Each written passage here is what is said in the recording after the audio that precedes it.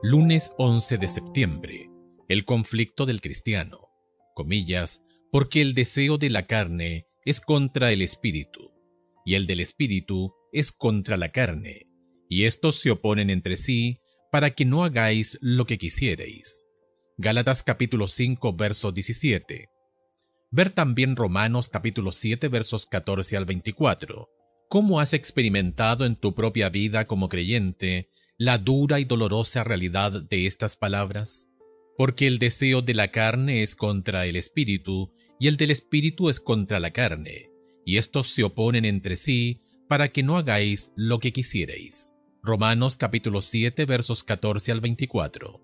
Porque sabemos que la ley es espiritual, mas que yo soy carnal, vendido al pecado, porque lo que hago no lo entiendo, pues no hago lo que quiero, sino lo que aborrezco, eso hago. Y así lo que no quiero, esto hago, apruebo que la ley es buena. De manera que ya no soy yo que aquello, sino el pecado que mora en mí. Y yo sé que en mí, esto es en mi carne, no mora el bien, porque el querer el bien está en mí, pero no el hacerlo. Porque no hago el bien que quiero, sino el mal que no quiero, eso hago. Y si hago lo que no quiero, ya no lo hago yo, sino el pecado que mora en mí. Así que queriendo yo hacer el bien, hallo esta ley, que el mal está en mí. Porque según el hombre interior, me deleito en la ley de Dios, pero veo otra ley en mis miembros que se rebela contra la ley de mi mente, y que me lleva cautivo a la ley del pecado que está en mis miembros. Miserable de mí, ¿quién me librará de este cuerpo de muerte? La lucha que Pablo describe no es la lucha de todo ser humano. Se refiere específicamente a la lucha interna que existe en el cristiano. Debido a que los seres humanos nacen en armonía con los deseos de la carne, Romanos capítulo 8, verso 7, es solamente cuando nacemos de nuevo por el Espíritu que un verdadero conflicto espiritual comienza a emerger.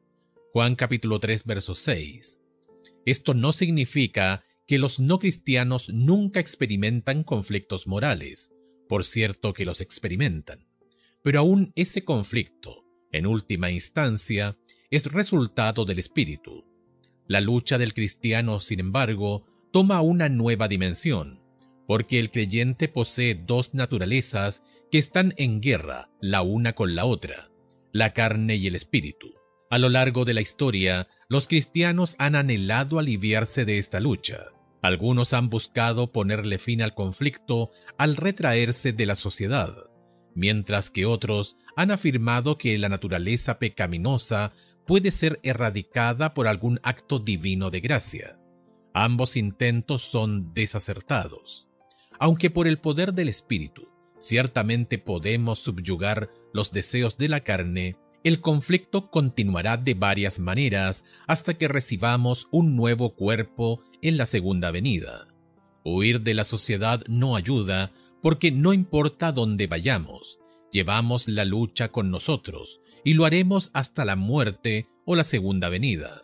Cuando Pablo escribe en Romanos 7 acerca del conflicto interno en los cristianos que impide que hagan lo que desean, está poniendo en relieve la plenitud de ese conflicto. Debido a que poseemos dos naturalezas, estamos literalmente de ambos lados de la batalla al mismo tiempo. Nuestra parte espiritual desea lo que es espiritual y detesta la carne. Nuestra parte carnal, sin embargo, anhela las cosas de la carne y se opone a lo que es espiritual, debido a que la mente convertida es demasiado débil para resistir la carne por cuenta propia. La única esperanza que tenemos para subyugar la carne es tomar una decisión diaria de ponernos del lado del espíritu contra nuestro lado pecaminoso. Por eso Pablo insiste tanto en que escojamos andar en el espíritu. Según tu experiencia en la batalla entre estas dos naturalezas, ¿qué consejo puedes darle a un cristiano que está intentando entender su interminable lucha con el yo?